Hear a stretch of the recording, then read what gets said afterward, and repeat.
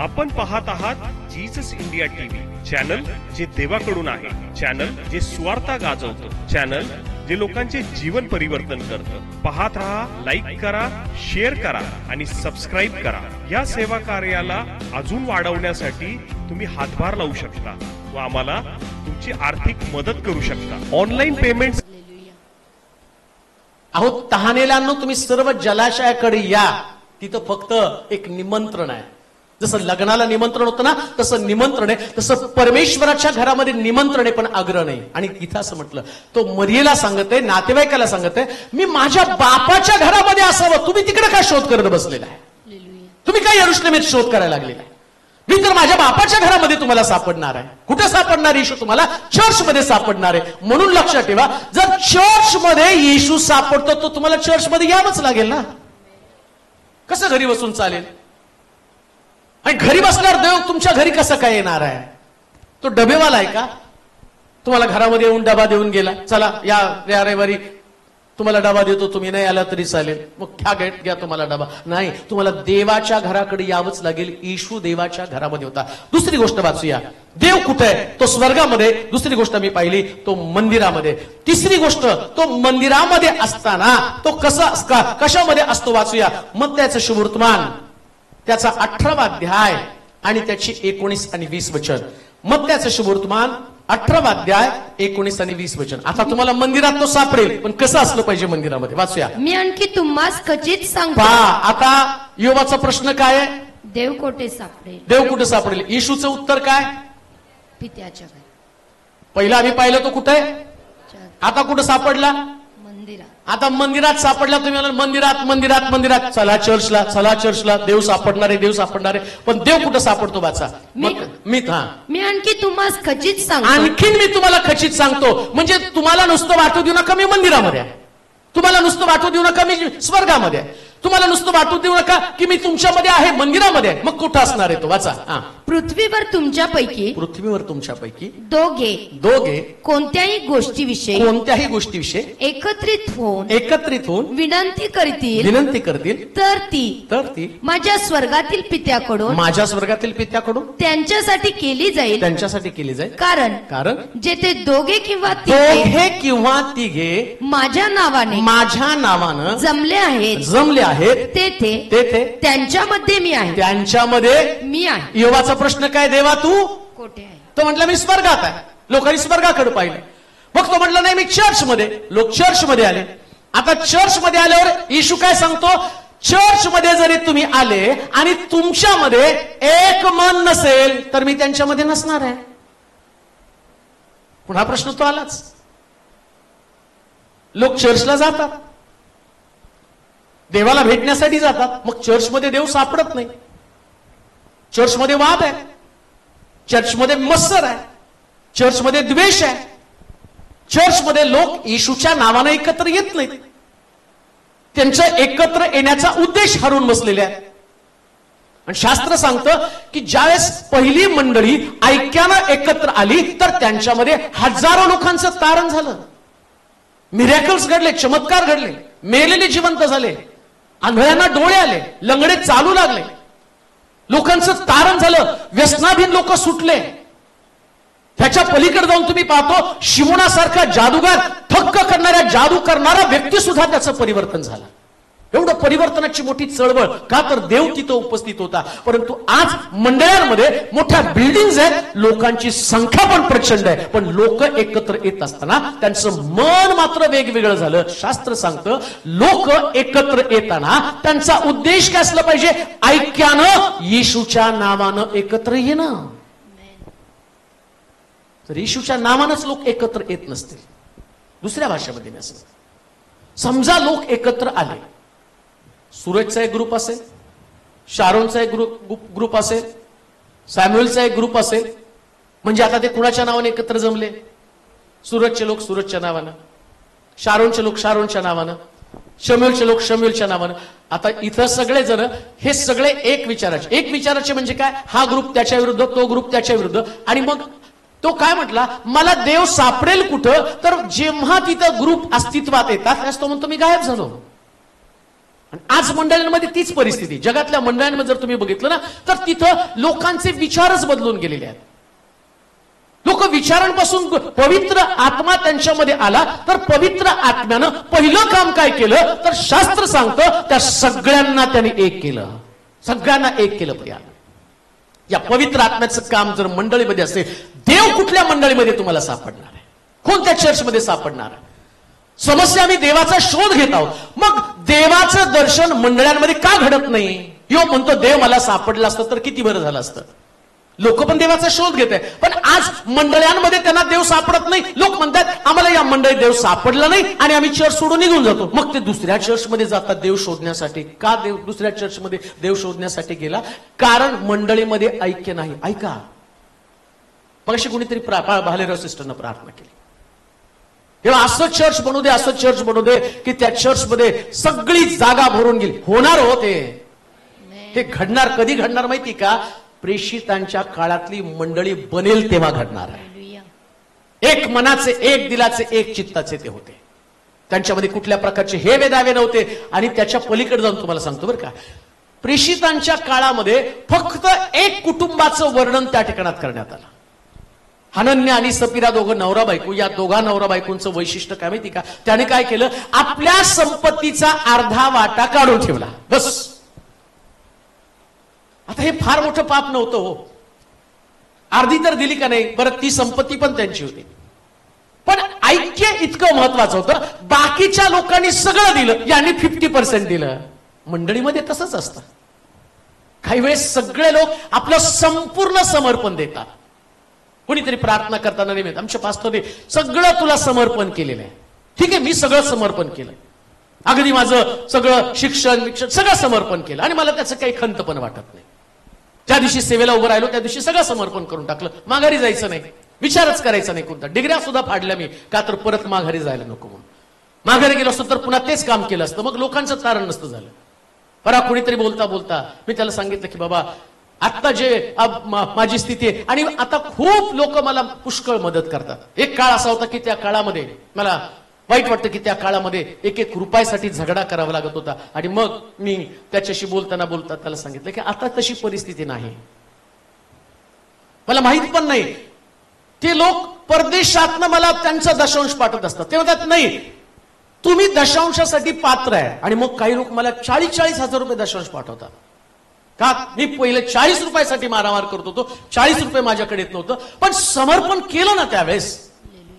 100% समर्पण केलं. 1 रुपयाचं मनामध्ये कुठली लालसा सुद्धा नव्हती की प्रभू मला देईल का. बरेच लोकांनी तर सांगितलं या सोलापुरात काही होणार नाही, चांगलं कुठंतरी ठिकाणात मंडळी काढा आणि तुम्ही सेटल व्हाल. पाळक लोक सुद्धा येऊन मला सांगून गेले. पण समर्पण होतं ना 100% समर्पणाचा परिणाम काय झाला? एवढी सुंदर वास्तू तयार झाली. का तर या समर्पणामध्ये देव होता. आणि मग प्रेषितांच्या काळामध्ये हे समर्पण हनन्या आणि सपेरेचं नव्हतं. मग त्यास काय घडलं माहिती का? त्याला माहितीये प्रभूचं महान कार्य जगात पुढे जायला पाहिजे, तर हनन्या आणि सपेरेचे दोन मतं इथं अस्तित्वात नको. मग तिथं असं म्हटलं की त्यानं सांगितलं हनन्या तू पवित्र आत्म्याची लबाडी करावी म्हणून सैतानानं तुझं मन का भरवलं, म्हणजे तुझ्यामध्ये 2 मतं. तो जागेवरती मेला, त्याची बायको पण जागेवरती मेली. याचं कारण काय? त्यांच्यामध्ये समर्पणाची भावना नव्हती, मतं त्यांची एक नव्हती. जे काय वास्तविक पाहता ती गोष्ट वाईट नव्हती, ती गोष्ट आणि त्यांच्या देहाच्या लालसेनं त्यांच्यामध्ये आलेली आहे. ज्या चर्चमध्ये देहाची लालसा आहे, त्यांच्यामध्ये एक मत कधीच नसतं, त्यांचे विचार भरकटलेले असतात, त्या चर्चमध्ये देव तुम्हाला कधी सापडणार नाही. लोक सापडतील, बिल्डिंग सापडतील, पैसे सापडतील, प्रॉपर्टी मिळेल त्यांच्याकडे, पुष्कळ प्रॉपर्टी त्यांच्याकडे असेल, पण देव त्या ठिकाणात सापडणार नाही. पण काही लोक असे असतील, गरीब असतील, त्यांच्याकडे काही चर्चसाठी त्यांच्याकडे पैसे पण नसतील, लोक एकत्र येतील. मी पाहतो कधी कधी व्हिडिओ, चर्च तोडत आहेत, कापड त्यांच्यावरती लावलेलं आहे आणि लोक ते किती लोकांनी ते बघितलं असेल व्हिडिओ, ते वाजवत बसलेले आहेत, ते फाडत आहेत, तोडत आहेत, मंडप उद्ध्वस्त करत आहेत. पण ऐक्यानं एका दिलाचे एका चित्ता होत. सगळं छत निघून गेलं तरी देवाची उपासना करताय. याला युनिटी म्हणलं, तिथं देव आहे. प्रियानो, किती पैसा तुमच्या चर्चकडे आहे, किती लोक तुमच्या चर्चमध्ये, त्याला महत्व नाहीये. कधी देव तुम्हाला सापडणार आहे? योग म्हणतो देव मला कुठे सापडेल, कुठं देव सापडणार आहे? युनिटीमध्ये, ऐक्यामध्ये, प्रत्येक जण एका विचारानं प्रेरित झालेला आहे. लक्षात ठेवा, चर्च म्हणून देव आणि त्याच्याकडे पाहत असताना दोघं किंवा तिघे, काय लिहिले वाचा वचन परत. मी आणखी तुम्हास खचित सांगतो पृथ्वीवर तुमच्यापैकी दोघे कोणत्याही गोष्टीविषयी. किती सांगितले होते ना? दोघे. त्याला माहिती, जास्त लोक आले की गोंधळ, एवढे लोक वाढतील तेवढे प्रॉब्लेम वाढतात, नाही का? मग आम्हाला पण वाटतं लोक कमीच असावे, प्रॉब्लेम कमी, लिंबू टिंबू खेळत बसायचं, खो खो, लंगडी पाणी. अहो खरं चर्च ते आहे ज्या काळामध्ये असं लिहिलं हजारो लोक एकत्र येत होते, ते चर्च होतं बरं का. आणि कधी कधी आम्हाला असं वाटतं की ते एवढे लोक येत होते मग सगळे धार्मिक होते. एक पण धार्मिक नव्हतं. मी तुम्हाला उघड सांगतो, कारण येशूच्या बरोबर असणारे शिष्य एक तर धार्मिक होता का? यहुदा चोर, पेत्र शिवीगाळ करणारा, योहानाला राग आलेला, थोमा अविश्वासू. आता बाकी सगळ्याचीच कुंडली काय काढत बसायची, प्रत्येकात काही ना काही. पण येशू त्यांना घेऊन चालला का नाही? तरी त्यांना आता या लोकांना सगळ्याला एक करायचंय. ऐका बरं का, हे सगळे वेगवेगळ्या विचाराचे आहेत. बरं, येशू ख्रिस्ताचा मरण्याचा समय आला तरी त्यांच्यामध्ये भांडण. येशूच्या नंतर खुर्ची कुणाला मिळणार? कुणाला खुर्ची मिळणार आहे? कोण असणारे वारसदार? आता येशूला माहिती हे सगळे जे आहेत ना हे असेच आहेत, पण यांना बदलण्यासाठी मी एक व्यक्तीला पाठवणार आहे. आणि त्यानं माडीवरती पवित्र आत्मा पाठवला, ते एक झाले आणि ऐक्यामुळे जग हलवलं गेलं. जेव्हा मंडळांमध्ये ऐक्य निर्माण होईल ना, 100% शुभवर्तमान लोकांपर्यंत पोहोचेल. युनिटीमध्ये ती ताकद आहे. मग प्रत्येक व्यक्तीनं देवाचं अस्तित्व लोकांना दिसवण्यासाठी, ऐका काय विधान करत मी ते ऐका. तुम्हाला लोकांना देव दाखवायचा ना, देव कुठे लोक शोधत आहे ना, लोकांना देव शोधत असताना लोकांना देव तुमच्या ऐक्यामध्ये दिसणार आहे, तुमच्यातल्या ऐक्यामध्ये देव दिसणार आहे. जर तुमच्यामध्ये ऐक्यच नसेल तर देव कसा दिसणार आहे? मतभेद असेल, विचार वेगवेगळे असतील. आणि लक्षात ठेवा, ज्यावेळेस तुम्ही चर्च मध्ये येताना तुमचे विचार घरी ठेवून यायचे. एक कसं व्हायचं माहितीये का? सगळे विचार घरी ठेवायचे. मला काय वाटतं ते घरी ठेवायचं. पवित्र आत्म्याला काय वाटतं ते मला करायचं आहे. म्हणून 133 स्तोत्रामध्ये ते तुम्हाला माहिती, म्हणून वाचा बरं 133 1 ते 3 वचनामध्ये. पहा, बंधूंनी ऐक्याने एकत्र राहणे किती चांगले व मनोरम आहे. काय चांगले हो? बंधूंनी ऐक्याने एकत्र राहणे. बहिणींनी पण बरं का, नाही तर तुम्ही तुमचं तुम्ही बघा, आम्ही एकदम चांगले. हा, बंधूंना ऐक्याने, कंसात बहिणींनी पण म्हणा, बंधूंना आणि बहिणींनी. हा, मग ते नाही का प्रतिज्ञा म्हणताना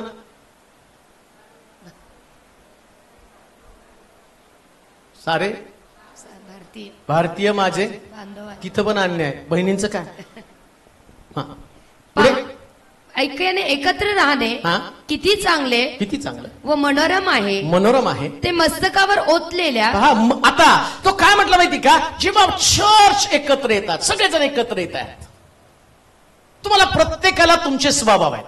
आणि मी ते तुम्हाला सांगतो, तुमचे स्वभाव कोणीच बदलणार नाही. येशूने बदलू शकला नाही तुमचे, मी काय बदलणार आहे हो? मी किती डोका पडलं तरी बदलणार नाही स्वभाव. पण लक्षात, ते स्वभाव घेऊन तुम्ही चर्चमध्ये पाऊल टाकलं. आता चर्चमध्ये पाऊल टाकल्याबरोबर तुमच्या डोक्यात काय पाहिजे? अभिषेक. कारण ते मस्तकावर ओतलेल्या अरुणाच्या दाढीवर उतरलेल्या त्याच्या वस्त्राच्या काठापर्यंत ओघळलेल्या बहुमोल तेलासारखे आहेत. सियोन डोंगरावर उतरणाऱ्या हर्मोन पर्वताच्या दहिवरासारखे ते आहे. कारण तेथे परमेश्वरामध्ये उद्देश काय असला पाहिजे? परमेश्वरानं आशीर्वाद द्यायला पाहिजे. आता आतमध्ये स्वभाव वेगळे आहेत, पण येताना उद्देश काय? सगळ्याला आशीर्वाद मिळाले पाहिजे, पहिल्या खुर्चीपासून तर शेवटच्या खुर्चीपर्यंत. मग आता तुम्हाला तुमचं पटत नाही, मला समजा सूरजचं पटत नाही, सूरजला पण माझं पटत नाही. पटतं बरं का? नाही तर त्यानं बाजूला काय पटत नाही तुमचं, सांगा बरं पाळका बरोबर. नाही पटत कधी कधी, आणि पटणार पण नाही. त्यांनी का माझ्याशी पटवून घ्यावं, मी का त्यांच्याशी पटवून घ्यावं? मी म्हणाल तुम्ही ते कशाला, काय स्पिंटर का काय, ते सस्पेंडर, तुम्ही ते सस्पेंडर घालून का आला? मला आवडतं. मग तुम्ही कशाला सूट घालून आला? मला आवडतं. आता तुम्हाला जे आवडते ते तुम्ही करणार, मला जे आवडतं ते मी करणार. मग मी तुमच्या आवडीत आणि माझ्या आवडीमध्ये एकच कॉमन आवड आहे, ती पवित्र आत्मा, Amen. अभिषेक, ऐक्याने एकत्र येणं. मग तुमची आवड मला महत्वाची नाही, माझी आवड मला महत्वाची नाही, मला देवाची आवड. आणि देवाची आवड काय? तुम्ही ऐक्याने एकत्र यावं. Amen. कारण मला तुमच्यामध्ये उपस्थित राहायचंय. मुळामध्ये तो काय म्हणतो, तुम्ही दोघं किंवा तिघं एक दिलाचे एक चित्ताचे येऊन एकत्र येतात. प्रभू तोपर्यंत किती पण भारी गाणे म्हणा बरं काय, ते आपली भावना असते. नाही आज पवित्र आत्मा उतरून आला, कसा येईल रे तुमची दोन मतं असल्यावर?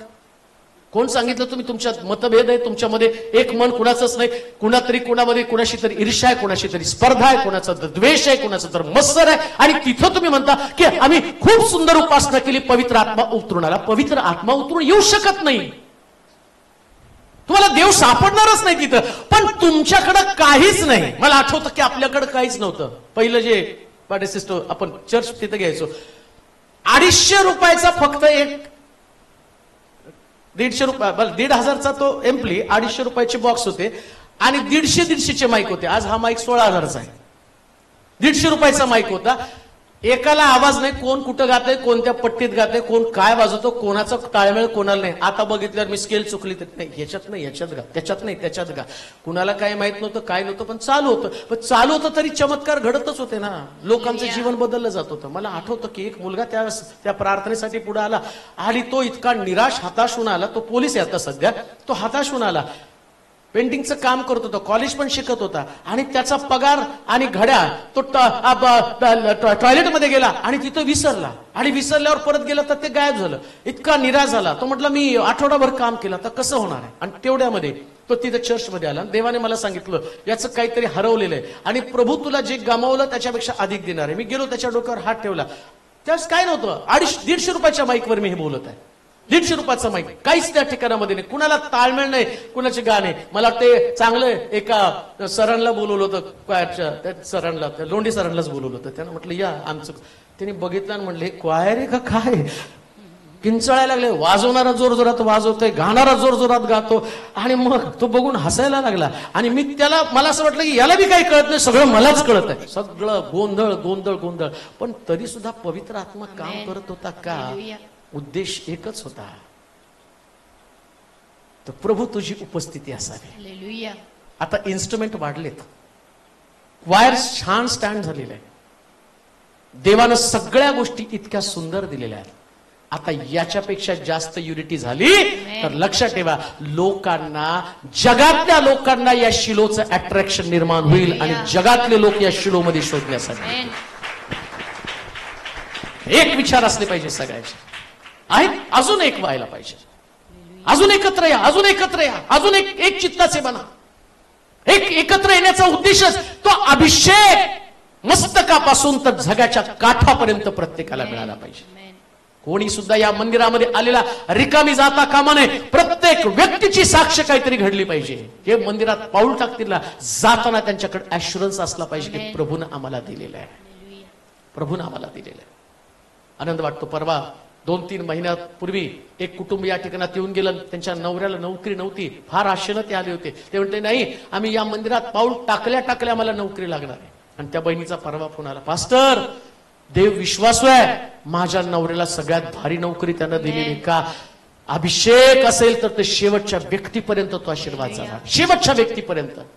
असा समय येईल की त्या समयामध्ये लोक येतील, पण त्याच्यामधलं ऐक्य वाढलं पाहिजे. Amen. एका दिलाचे एका चित्ताचे बना. सैतानानं कितीही प्रयत्न केला तरी त्यानं तुमचे विचार डिस्टर्ब करता कामा नये.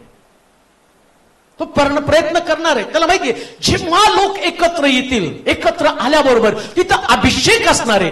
एक दिवशी असा समय येईल, ऐका, उपदेश करायचा म्हणून मी करत नाही, मी बायबल मधल्या प्रत्येक वचनावरती माझा विश्वास आहे. ज्यावेळेस तुम्ही एक दिलाचे एक चित्ताचे होऊन लोकांना देवाचं दर्शन घडवाल ना, तर या मंडळीत त्या गेटमध्ये पाऊल टाकल्या टाकल्या मिराकल घडण्याला सुरुवात होतील. का? तो अभिषेक असा व्हायला सुरुवात होणार आहे. देव कुठं सापडेल हा प्रश्न त्यानं केला आणि तो म्हणतो मी ऐक्यामध्ये सापडणार आहे. Hallelujah. देव ऐक्यामध्ये सापडणार आहे, युनिटीमध्ये सापडेल. पण किती पण तुमच्या डोक्यात एखाद्या विषयी काही आलं ना, लगेच ते विसरून जायचं, लगेच विसरून जायचं. का विसरायचं माहिती का? असा समय येऊ नये जो मणिपूरवरती आला. आता समय येऊ नये तो. हजारोच्या संख्येने लोक पलायन करत आहेत. वाईट वाटतं ते व्हिडिओ लोक पाठवतात, तर त्याचं पण मला वाईट वाटतं. का शेअर करत आहे? तरुण मुलीला पकडून एखाद्या जनावरासारखं तिला मारत आहे, तिच्यावरती रेप करत आहे आणि तिचा व्हिडिओ त्या सगळ्या लोकांना पाठवत आहे. असा समय येऊ नये याच्यासाठी आम्हाला ऐक्याने एकत्र यायचंय. असा समय येऊ नये. हा अहमपणा, हा मीपणा, हे डोक्यातले विचार, एक दिवशी पवित्र आत्मा निघून गेला तर पवित्र आत्म्याने आम्हाला सोडलं तर काहीच राहणार. मग आमची लेकर पण सुरक्षित नाही. मग आमच्या मुली, आमची मुलं, आमचं तरुण पण कोणत्याच गोष्टी सुरक्षित नसणार आहे. देव शोधणार आहे. लोक म्हणतात देव कुठे आहे? आता लोक प्रश्न करतात कुठे यांचा देव यांना का वाचवत नाही? पण जोपर्यंत सगळं चांगलं असतं ना, तोपर्यंत वादविवाद, भांडणं, वर्चस्व याच्यामध्ये लोक लढत राहतात. परंतु तो म्हटला मी तुमच्यात राहणारच नाही. का नाही राहणार? तुम्ही वर्चस्वासाठी लढत आहात. कारण तो म्हटला तुम्ही एक दिलाचे एक, दोघच असा. एक दिलाचे एक विचाराचे असा. एक दिलाचा एक विचाराचा असा. लक्षात ठेवा. मंडळी अशी असती ना, ती एकमेकाला मरू देत नाही, तर ती प्रार्थनेच्या द्वारे उभं करत असते. ते चर्चे प्रभू त्यांच्यामध्ये असतो. उभं करा एकमेकाला. ते ऐक्य तुमच्यामध्ये असू द्या. इतकं एक झालं पाहिजे ना, की जितकं तुम्ही एक व्हाल. तिथं असं म्हटलं ते मस्तकावर ओतलं. आता विचार करा, मस्तकावर ओतलं आणि हात निखळला, हात कसा आशीर्वादित होणार आहे?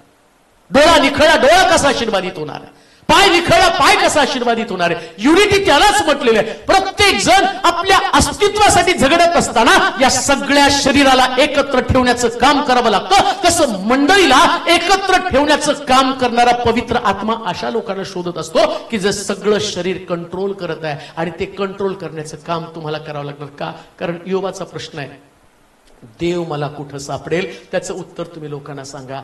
माझ्या मंडळीमध्ये तुम्हाला देव सापडेल का? तर माझी मंडळी एक दिलाचे एक विचाराची आहे. मी चॅलेंज करतो, लोकांना सांगतो तुम्ही या चर्चमध्ये.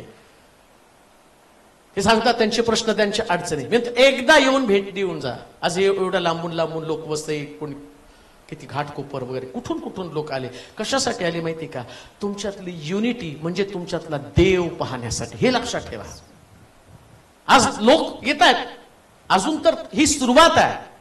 2023 संपत जाईल ना, आणि संपल्यानंतर ज्या चर्च बांधेल ना, जगातले लोक या मंडळीमध्ये येणार आहे. हे चॅलेंज आहे माझं, चॅलेंज आहे माझं. हे प्रभू करणार आहे. पण तुमचं ऐक्य तेवढं स्ट्रॉंग असलं पाहिजे.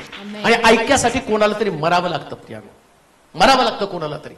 ते मरण्याची ताकद तुमच्यामध्ये असली पाहिजे. ते स्ट्रगल तुम्हाला करता आलं पाहिजे. कारण पवित्र शास्त्र सांगतं अभिषेक त्याच्याशिवाय येऊ शकत नाही. कसा अभिषेक येणार आहे? कसं देव त्या ठिकाणामध्ये उपस्थित असणार आहे? जस युनिटी असेल ना, तर देवाला सगळ्यात जास्त काय आवडतं? तर युनिटी. ऐक्य त्याला आवडतं. म्हणून काही झालं तरी ऐक्य दुभांगलं जाता कामा नये.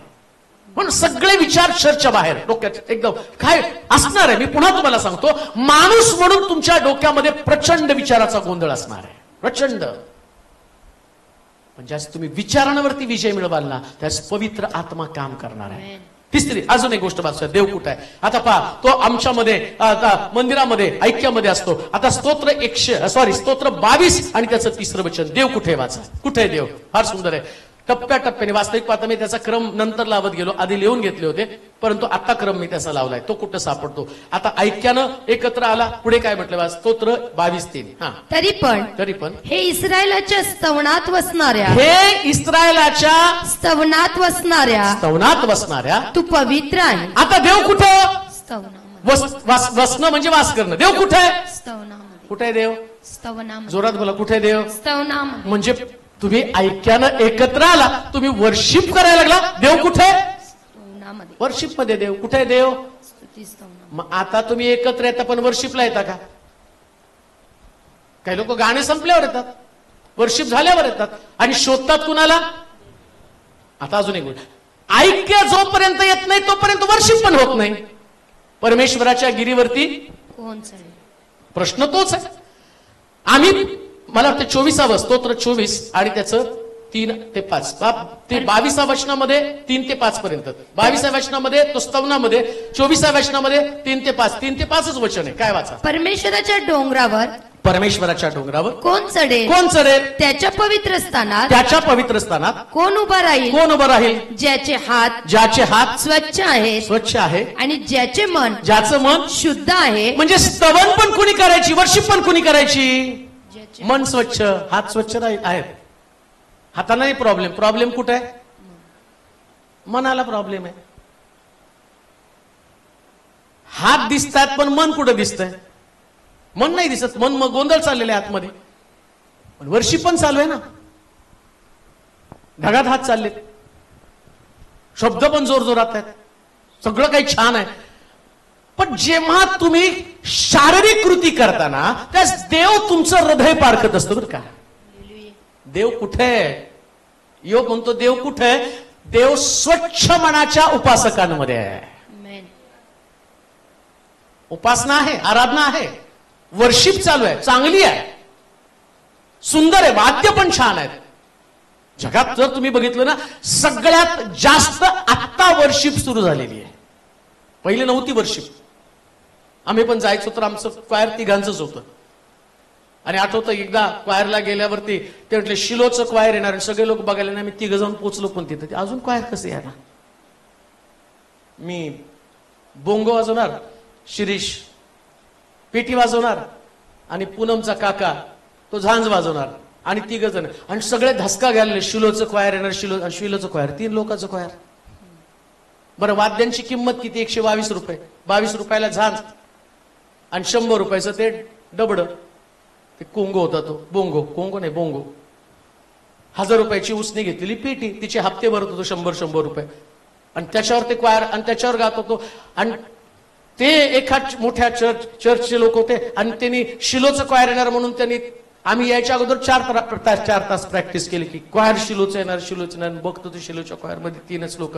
ते बघून आम्हाला हसायला लागले. पण त्या तिघांनी आम्ही अशी वर्शिप घेतले की तिथं लोकांच्या जीवनामध्ये पवित्र आत्म्याचं काम घडलं. लक्षात ठेवा, उपासना अशा प्रकारची का, तर हृदयामध्ये कुठल्या प्रकारची लोभ, लालसा, द्वेष, मत्सर, स्पर्धा, ईर्ष्या नव्हती. आम्ही त्यांच्याशी स्पर्धा करायला गेलो नव्हतो. आम्हाला माहित पण नव्हतं ते त्याच्यासाठी आले होते, ते स्पर्धेसाठी आले होते. आम्ही स्पर्धेसाठी नाही, प्रभूला उंच करण्यासाठी आलो. ज्यास मंडळीमध्ये आम्ही येतो ना, त्यास आमचं मन स्वच्छच असावं. काय? प्रभूला उंच करणं. कुठं देव सापडणार आहे? कुठं देव सापडेल? युवाचा प्रश्न. मला देव कुठं सापडेल? 100% तो उपासनेमध्ये सापडतो. अजून एक गोष्ट मला सांगतो, उपासना ही प्रत्येक व्यक्तीची गरज आहे, प्रत्येक व्यक्तीची, बरं का. म्हणून पहिल्या गाण्यापासून हजर राहा. देव शोधायचा तर मला जसं वाटतं, रमत गमत, मग मी आलो, मी बसलो, आणि मग सांग वचन लय भारी, लबाडा झोपून खाऊन पिऊन सगळं एन्जॉय करून माझं कौतुक करायला लागतो. वचन लय भारी असतं म्हणून. कोण सांगितलं तुम्हाला वचन भारी असतं? तुम्हाला कुणी अधिकार दिला वचन भारी? उपासना म्हणजे प्रभूला देणं, आणि वचन म्हणजे प्रभूपासून घेणं. मग नुसतं तुम्ही घेता, देवाला देत नाही, मग तुम्हाला कोण सांगितलं देव तुम्हाला आशीर्वाद देणार? इस्रायलाच्या स्तवनामध्ये वसणारा म्हणजे देव स्तवनामध्ये उपस्थित राहतो, वचनामध्ये विश्रांती घेतो तो. यास तुम्ही उपासना करताना देव उभं राहतो. जास्त तुम्ही उपासना करता त्यास परमेश्वर, तुम्ही उभं राहता नाही, देव उभं राहतो ऐकण्यासाठी, वास करतो, उभं राहतो, उपस्थित राहतो. आणि परमेश्वर आपल्या सिंहासनावरून शांतपणे, मी ते गाणं एन्जॉय करतो. मला बरेच लोक सांगतात, अहो उपदेश पण करता, गाणे पण गाता, गाणे बंद करा. पण मला माहिती, मी गातो ना त्यास देव एकटक माझ्याकडे बघत असतो, एकटक. आणि तुमच्यापेक्षा सगळ्यात जास्त आशीर्वादित मी काय माहिती का? मी प्रभूला पाहिजे ते देत असतो, जे पाहिजे ते मी त्याला देतो. मी उपासनेसाठी, वचनासाठी कोणत्याच गोष्टीचं अडखळ माझ्या एवढ्या वर्षाच्या सेवेमध्ये येऊ दिलं. एवढ्या वर्षाच्या कोणत्या गोष्टीने मला डिस्टर्ब केलं नाही, कोणती गोष्ट मला निराशेकडे घेऊन गेली नाही, कोणत्या गोष्टीनं आणि माझं मन तोडलं असं कधीच झालं नाही. मी एकदम भारीतली भारी उपासना प्रभूला सादर करतो. का? कारण मला माहितीये आता उपासना म्हणजे देवाला देणं आहे. आणि ज्या प्रभू मला देईल ना, तो बघेल मी किती त्याला दिलं, आणि त्याच्या अधिक पटीने तो मला देतो. लक्षात ठेवा, कुठं देव सापडणार आहे? उपासनेमध्ये, आराधनेमध्ये तुम्हाला सापडणार आहे. ऐक्यानं एकत्र या. आणि लक्षात ठेवा, जर चांगली उपासना करायची तर मन स्वच्छ ठेवावं लागतं. Praise the Lord. Praise the Lord. जोरात म्हणाल का praise the Lord? Praise the Lord. आणि बाबा मन जर बिघडलेलं असेल ना तर चित्त नसतं थार. इकडं बघा, माग बघा, घड्याळाकडे बघा.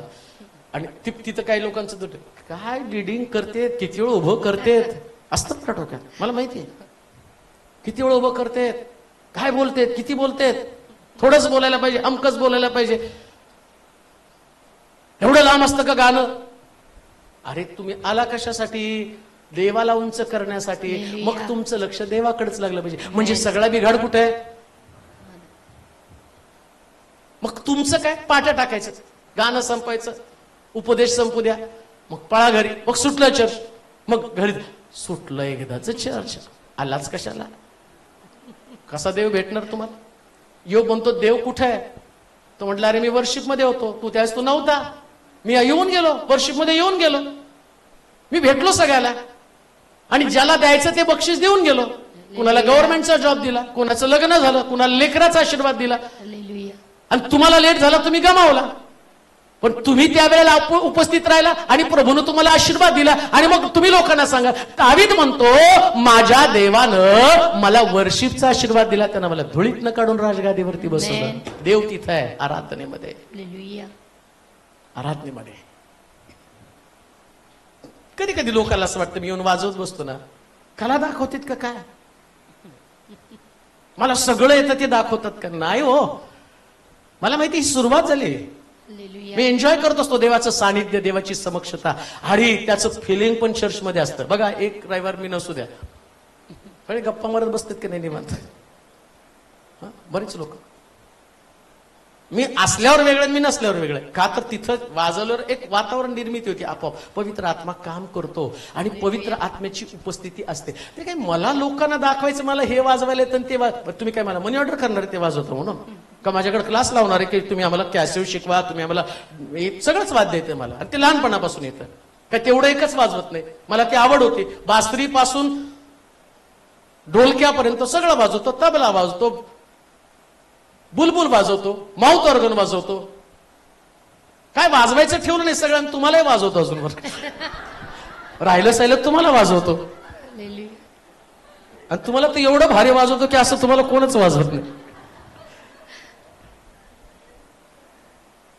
पण एन्जॉय करतो. हे देवाचं सानिध्य, देवाची समक्षता आहे. उपासना, त्याच्यामध्ये देव हजर असतो. हालेलुया. मन स्वच्छ कुठं उपस्थित असतो? मन स्वच्छ. ज्या लोकांची मन स्वच्छ असतात. आणि तुमचं वैशिष्ट्य काय माहिती का? हे वसईचे लोक हे आपलेच लोक आहेत. डी सिल्वा ब्रदर ते बिचारे दुबईवरून आले ना. दुबईला कुठं? सौदीला गेले तर त्यांना असं वाटतं कधी एकदा शिलो गाठतो. तिकडून आल्यावर 28 दिवस त्या शिपवरती 28 दिवसांनी आल्यावर वाट पाहतात कधी एकदा. का जातात तिथं? तुमचे जर तोंड फुगलेले असते तर ते चुकून पण आले नसते नाही का? तुम्ही जर त्यांना गुरकून बघायला रागाने क्या है, पण तुम्ही हसून हसून त्यांचं स्वागत करता, त्यांना प्रेम देता, म्हणून ते वसईमध्ये पण रमत नाही. मला जर प्रभूनं परत कधी विचारलं ना तुला मिनिस्ट्री कुठं करायची सोलापूर व्यतिरिक्त, तुम्ही वसई सांगाल बरं का? हा, कारण तिकडचे एवढे लोक आपल्याकडे येतात, एवढ्या लांबून येतात. आता जर प्रभू म्हटलं ना तुला कुठं जायचंय, कुठं शिफ्ट व्हायचं, तर म्हणून प्रभू वसईची गाडी पकडून मला तिकडे घेऊन जा. तुम्ही नाही मका मान हलवू नका, पण प्रभूची इच्छा असेल तर घेऊन जाईल तिकडे. एवढे चांगले काय येतात लोक? कारण मन स्वच्छ. हालेलुया. सगळ्यांविषयी. बरं आता नुसतं त्यांच्याविषयीच ठेवू नका, सगळ्यांविषयी ठेवा. जो पण मंदिरामध्ये पाऊल टाकले प्रत्येकासाठी मन एवढं स्वच्छ. का? कारण परमेश्वर तिथं उपस्थित असतो. किती सुंदर आहे नाही का? एक शेवटच गोष्ट वाचूया. खरं बरेच सांगण्यासारखं आहे. करंदीकराचं पत्र 6वा अध्याय. देव कुठं आहे त्याचं उत्तर शोधायचं. 6वा अध्याय. का मन स्वच्छ ठेवायचं त्याचं कारण मी तुम्हाला सांगतो. देव कुठं आहे योबाचा प्रश्न. दुसरे करंदीकराचं पत्र 6वा अध्याय 16 ते 18 वचन वाचा. हा, दुसरे करंदीकराचं पत्र 6वा अध्याय 16 ते 18. देवाच्या मंदिराचा मूर्ती बरोबर हा, मेळ कसा बसणार? देवाच्या मंदिराचा मूर्ती बरोबर मेळ कसा बसणार? मेळ कसा बसणार? आपण तर जिवंत देवाचे मंदिर आहोत. जिवंत देवाचं मंदिर आहोत. देवाने असे म्हटले आहे की मी त्यांच्यामध्ये, मी कोणामध्ये? त्यांच्यामध्ये वास करून राहील. मी त्यांचा देव होईल. आता देव राहतो कुठं योबाचा प्रश्न. देव म्हणतो मी तुमच्यामध्ये राहतो. परत मी आलो. तो म्हणतो मन स्वच्छ ठेवा आणि उपासना करा. का मन स्वच्छ ठेवायचं? कारण मी त्यांच्यामध्ये राहतो. कोणामध्ये राहतो? सूरज मला पटत नाही पण देव त्याच्यात राहतो. सूरज पटतंय बरं का, नाही तर तुम्ही म्हणाल माझंच नाव का घेता, तर कुणाच तरी एकाचं घ्यावं लागेल म्हणून तुमचं घ्यायला लागलं. सूरजचं माझं पटत नाही पण देव म्हटलं तुझं लाख पटत नाही रे, पण मी त्याच्यामध्ये राहतो ना, मग त्याच्याविषयी तुझं मन, त्याच्याशिवाय तो कशी उपासना करणार? परिवारामध्ये काही लोकांचं तुम्हाला पटत नाही, परिवारामध्ये काही लोक आवडत नाहीत, तुम्हाला त्या लोकांना बघितल्यावर तुमचं मन बिघडून जातं, तुमचं डोकं पण फिरतं, मला यांचं तोंड पण बघायचं नाही. बरं ते तोंड घेऊन चर्चमध्ये आले, मग आता काय करता? त्यांच्या तोंडावर बुरखा टाकता. तुमचं तोंड बघायचं नाही, याचं तोंड बघायचं नाही, याचं बघितलं की डोकं फिरतं, त्याचं बघितलं की डोकं फिरतं. अरे हे डोकं घरी ठेवून ये, का तर देव त्या व्यक्तीमध्ये आहे. किती सुंदर आहे, बायबल समजलं पाहिजे. देव कुठे आहे? सगळ्यांमध्ये, तुमच्यामध्ये, माझ्यामध्ये, सगळ्यांमध्ये देव आहे. आधी देव कुठं होता? स्वर्गात आला कुठं? मंदिरातनं कुठं आला?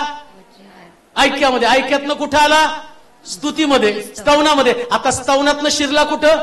माणसामध्ये.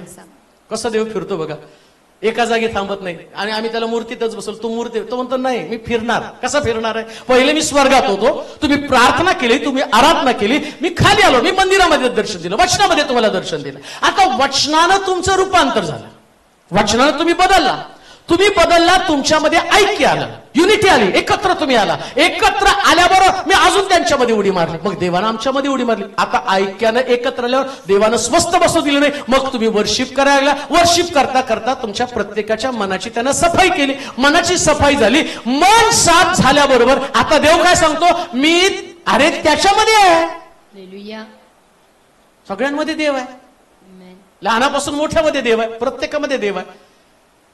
प्रॉब्लेम काय? मी देव फक्त माझा देव तुला बघून गेला, आणि त्याचा देव डोकं फिरल्यावर आम्ही काय म्हणतो? माझा देव तुला बघून गेल, मग याच्या देवाचं काय? बरं तो पण चर्चमध्ये उपासना करतो, ती व्यक्ती पण चर्चमध्ये उपासना करते, आराधना करते, आणि बायबल सांगतं काय लिहिले वाचा बरं? देवाच्या मंदिराचा मूर्ती बरोबर मेळ कसा बसणार? हा. आपण तर जिवंत देवाचे मंदिर आहोत. बोला बरं, कोण? आपण. बोला सगळेजण, कोण? आपण बोला, आपण, तू पण जिवंत देवाचे मंदिर आहोत. कोण मंदिर आहे? आपण कंसात ब्रॅकेट मध्ये टाकलं का कोण? हे सोडून तुम्ही, त्यांच्यात मंदिर नाही. बरं तुम्हाला कोणी प्रगट केलं त्यांच्यात मंदिर नाही म्हणून? तुम्हाला कोणी प्रगट केलं त्यांच्यामध्ये देव नाहीये? मुळामध्ये बायबल काय सांगतं? तुम्ही देवाचा शोध घेताना, आता ऐका बरं का, येशू ख्रिस्त कसं स्पष्ट बोललाय पहा, माणसामध्ये देव. आधी मूर्तीमध्ये तो नाही म्हटलं त्या मुलाला बसवा खाली, कौतुक करू नका त्याचं, खाली बस रे,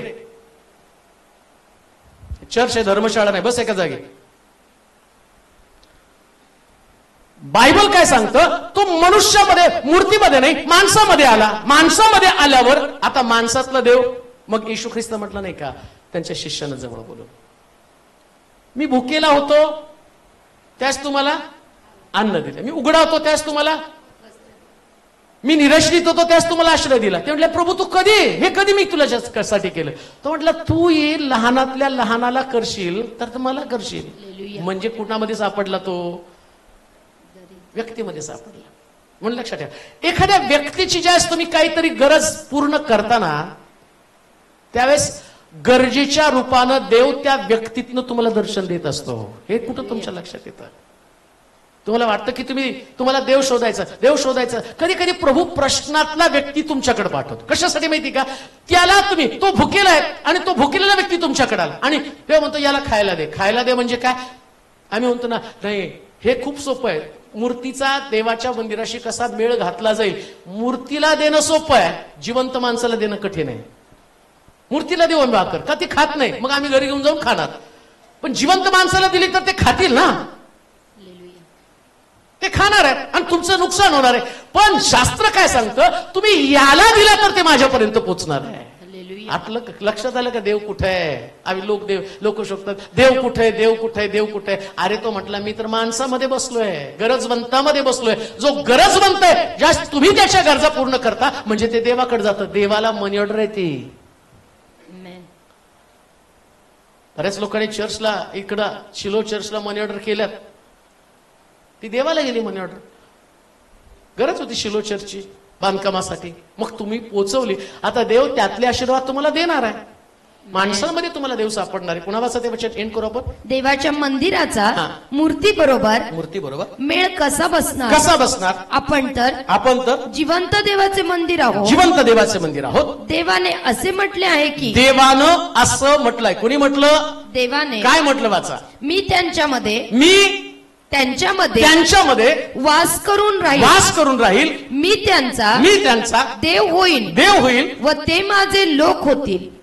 कुणामध्ये वास करेल?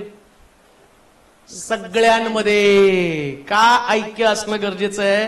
सगळ्यामध्ये कोण आहे? देव. आता मी एखाद्याचा अपमान करतो म्हणजे कुणाचा अपमान करतो? साधा आहे.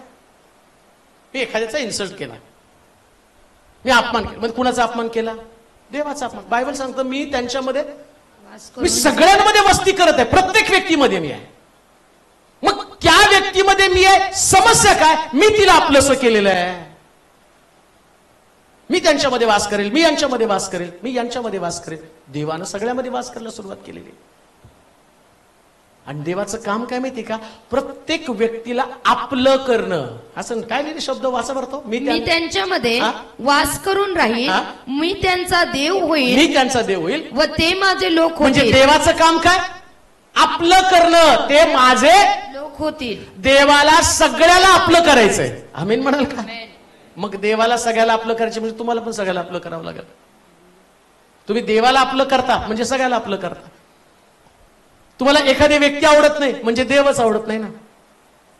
पहा देव कुठे लोक आम्ही शोधायला जातो, पण देव तर व्यक्तीमध्ये. देव ज्या व्यक्तीला मी पसंत करत नाही, देव त्याच्यामध्ये. मग आता मी काय केलं पाहिजे? मी नाही, देवा तू त्याच्यामध्ये आहे ना, ठीक आहे, तू आहे, माझा विषय संपला, क्लोज करून टाकला.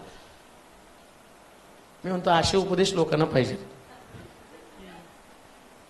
आशीर्वाद देईल, लेकरू होईल, नोकरी लागल, बस झालं. आता देवाचा शोध घ्या. हालेलुया. आणि देवाचा शोध घेतला की नाती, बिघडलेली नाती नीट होतात. प्रिया, हालेलुया. कधी संघर्ष नसतो, कधी तणाव नसतो, कधी मन तुटलेलं नसतं, कोण उद्ध्वस्त झालेलं नसतं. इतकं सुंदर वातावरण असतं. पवित्र आत्मा तिथं असतो. पवित्र आत्मा आणि देव एकत्र मिळून काम करतात.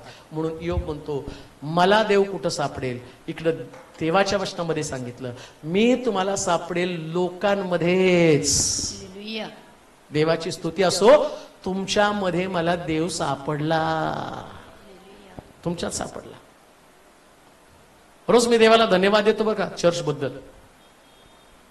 मला पण देव समजला नव्हता, माहित नव्हता, पण तुम्ही आल्यामुळं मी जास्त देवाच्या जवळ गेलो. तुम्हाला माहिती का? Amen. कोणतरी सारखं मला म्हणतं की तुमचे पाळक कुठं दिसतच नाहीत मीटिंगला. अरे बाबा, हे वाचू का नको? मला हे घेऊन मीटिंगला बाहेर जायचं असतं. मग मला माझ्या मंडळीला फ्रेश मानना द्यायचा असतो. मग फ्रेश मानना द्यायचा तर मला पण वाटतं बाहेर फिरावं, मला पण वाटतं नवी पेठमध्ये जावं, मलाही वाटतं चक्कर मारून यावं, पण मला ना नवी पेठला जाता येत, ना शॉपिंगला जाता येत. तुम्ही जर बघितलं तर सारखं बायबल घेऊन माझ्या रूम मध्ये मी बसतो, त्याच्यातले सिद्धांत काढतो, वचन काढतो. का?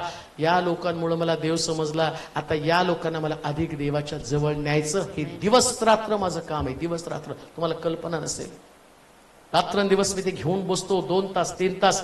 का? तर मला माहिती आहे लोकांना देवाच्या जवळ नेणं ही फार मोठी जबाबदारी माझ्यावरती सोपवली.